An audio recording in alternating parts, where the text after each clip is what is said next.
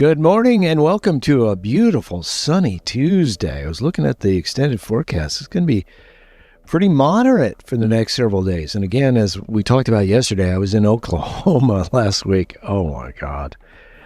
That was just miserable. So hot and so humid. So this is very refreshing for me. I like it. Right around, 75 degrees. That's perfect as far as I'm concerned. When I was a little kid growing up in Western Washington, if it was 75 degrees, you should have heard us.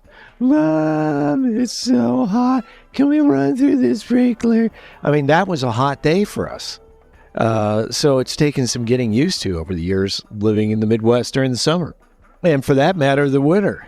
I remember once, I don't know when this was, 10 years ago, we had some ungodly cold weather in January, and I had never actually felt air that cold before in my life. We were below zero, and then the wind chill just took us way down, double digits into the negative. And I told my wife, I go, I want to know what this feels like. So I bundle up, and I go outside and walk down the street, and I go, okay, now I know what it feels like.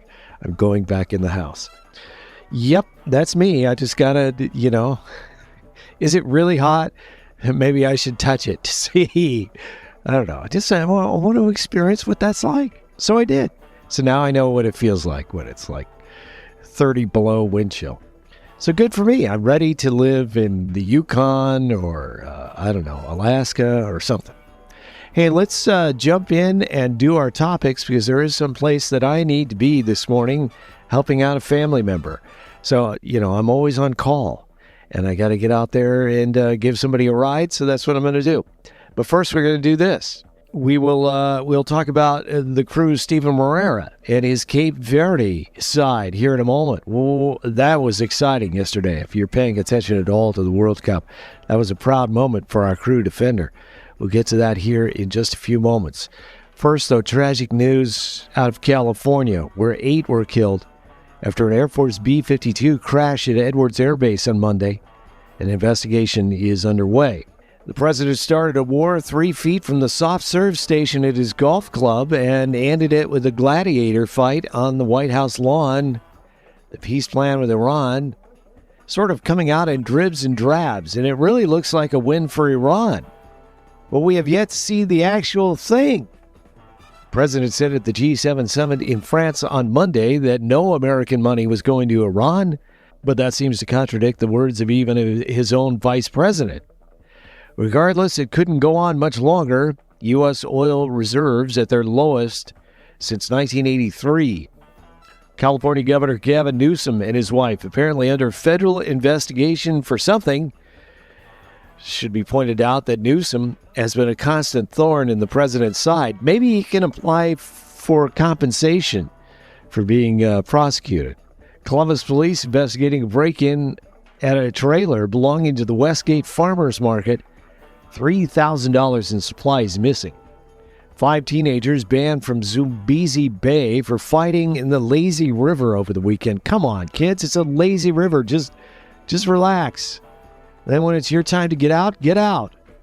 Go back and do it again. Why is there a fight? I don't understand. Media consolidation continues unabated. Fox is buying Roku for $22 billion. Dave Bowie's Ziggy Stardust, released 54 years ago today. The Smiths' The Queen is Dead turns 40 today. That's a good album. Tupac would have been 55. Sport. World Cup stunner Monday, Cape Verde, or as I've seen it, Cabo Verde. Can I just call it Cape Verde? That's what I'm used to. The crew, Stephen Moreira on that team, they fought mighty Spain to a 0-0 draw in Atlanta. I mean, coming into this game, I figured, Spain 4-5-0, maybe worse. But no, they stood strong and held off Spain, got a point in the standings. That is one of the bigger upsets you're going to see. Said Moreira after the game about playing in Atlanta, quote, I love this city. I played here a few times with Columbus Crew and I didn't lose, end quote. Yeah, we usually do okay down there. It was a day of draws Monday. Belgium 1, Egypt 1, New Zealand 2, Iran 2. Saudi Arabia 1, Uruguay 1. Today, France and Senegal at 3, Iraq, Norway at 6. Defending champion Argentina begins their title defense against Algeria. Kickoff at 9 o'clock. Oh, and the hydration breaks? Man, people around the world are going, what is this nonsense? If you did not know. Now, soccer will do this if temperatures are over 85 degrees. They'll take a break roughly halfway between either the first or second half and allow the players a quick drink of water or something to get them back out there. It's for player safety. I get it. But now the hydration breaks are built into all the games, even the ones in domes. So let's just call it what it is. It's a commercial break, and it ruins the flow of the game. And, of course, they can't say no. FIFA can't say no. Fox can't say no. So I suppose they could at least do us the courtesy of not calling them hydration breaks, because that's not what they are. Eugenio Suarez, 2 dingers, including a grand slam. Reds 12, Mets nothing. Series continues this evening. What a year for the Mets. Ugh. Guardians were off. They're in Milwaukee this evening. That Brewers club is really good. And they're probably going to have to face Jacob Misiorowski, who the other day, he gave up 1 hit to the Phillies, struck out 15, and like 23 of his pitches were over 100 miles an hour. This guy is a freak. So make a point of watching him pitch. The Guardians probably will not do well that day. Clippers were off, home to Scranton Wilkes-Barre for Dime a Dog this evening. Former UC quarterback Brandon Sorsby has dropped his effort to play for Texas Tech this season and will place himself in the NFL's supplemental draft.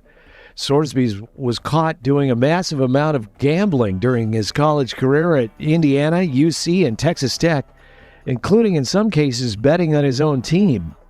Just because he's made himself available for the supplemental draft doesn't mean there will be one. They haven't held that in 3 years, and the last time anyone was selected in a supplemental was 2019. Texas Tech will reportedly not try to claw back the NIL money they paid him. I would think that they would want that back, but they were fighting to get him the eligibility to play again. Moab, Utah, a daredevil known as Sketchy Andy has died in a base-jumping tandem jump along with his 50-year-old jumping partner. Andy Lewis, famous for his record-breaking high-wire walks, even appeared with Madonna during her Super Bowl halftime show back in 2012. KMPG is one of the world's largest consulting firms, and they have some explaining to do after preparing a report on AI in the workplace that featured 40 AI hallucinations. Charlotte, you might recall a few months back we told you the terrible story of a Tennessee grandmother who was arrested for a crime committed in North Dakota, a state that she had never even set foot in. She spent weeks in jail after being extradited from Tennessee. She lost her home, she lost her car, she lost her job. It was a disaster. Now the same thing has happened to a North Carolina man named Jaleel Richardson, who says he's never been to Florida, who was flagged in part by AI facial recognition software, arrested and taken to Jacksonville and thrown in jail. The charges were dropped, but he was languishing in jail for quite some time, lost his job, lost custody of 2 of his kids. I would think the both of them should sue. The AI facial recognition program is said to be 85% accurate, which is not nearly good enough. And we should not be using this stuff. But there they go. They just can't help themselves. Claremont, Florida, a man has been arrested for threatening 2 teens with a knife. Told police he hated the noise from their go-karts. Wow, that is a 70s scenario there. Can't remember the last time I saw a kid on a go-kart. I see those powered bicycles, and of course, old man Phillips comes out when I see them like, you should be pedaling that bike. You're not getting any exercise if you're riding it. And a lot of times they're going really fast in traffic and they don't have helmets on. And then you just need to wear a helmet. So, I don't know. I guess I should say it out loud because I'm not having any effect with the voice in my head going, those children should not be on those motorized bicycles. Define irony. All right. Williamstown, Kentucky. the Noah's Ark Encounter has filed a federal lawsuit against their insurer. You know where this is going. Several years ago, heavy rain damaged the road leading into the Ark attraction, and the insurers refused to pay for the damage. What if there had been insurance back in Noah's time? On the eighth day, did God invent insurance? I don't know. Well, it's been a while since Sunday school. I'll look into that. Detroit, two sisters, one 9 months pregnant, accused of stabbing a restaurant worker because their order was wrong. Again, I'll say it. If you just ask nicely, they'll probably fix it for you again. The stabbing came after the sisters chased this poor woman around the eatery, the worker throwing pots, pans, and utensils at them in self-defense. One of those utensils was a knife that was used to stab the victim in the stomach. She subsequently underwent surgery. The pregnant sister gave birth 4 days later. She's so pregnant, and yet she's helping chasing this poor woman around a restaurant. It's time to look in the mirror. You're a parent now, so let's try to step up our game. Providence, Rhode Island, a real-life Oscar the Grouch has been charged with throwing a trash can at a motorcycle rider, causing him to crash. It's not clear why 35-year-old Robert Maggiacomo threw the trash can at him in the first place. We may never know. Oh, I love trash. Finally, update Boston. Yesterday we told you about a kid's lemonade stand that was robbed of $50 at gunpoint. One of the two suspects, a 14-year-old boy, has been taken into custody. The other is still at large. The stand is reopened with its 11 and 12-year-old proprietors enjoying brisk business as the whole neighborhood has come out in support. And they say when they reopened, it basically turned into a neighborhood block party. So good on you, people, turning a sour lemon into a sweet, refreshing drink of togetherness. There you go. Boston, baby!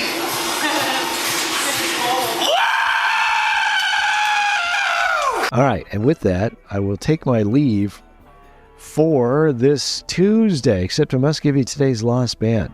What should I do? Well, the Smiths' Queen is Dead, which I mentioned came out 40 years ago today, is hardly a Lost Band album. But I'm going to dig up a track from it and share that anyway, because it's a great record. Maybe the title song. Let's do the title song. That's one of those songs, and really the Smiths, and I realize we have the Headmasters here in town, a band that covers Smith songs. But they're one of those bands that has a certain sound that's really hard to replicate. And the song The Queen is Dead, the title track, is Exhibit A. That is such an original sounding song, at least to my ears, that it would be very hard to do like any sort of a cover of it. It exists in its own world, I think. So that'll be our Lost Band song of the day. Thank you so much for listening. Thank you for your support. I'm working on a playlist for this Friday as I return to Radio Unbound. We'll get together there again. And Jason, thank you for standing in for me last Friday. His performance on Friday on Radio Unbound will rerun this afternoon at 4 o'clock as well. And I'll be back playing my records from the Lair Friday at 4 o'clock. All right, have a great day. Enjoy the sun while it's here, and we'll chat again tomorrow.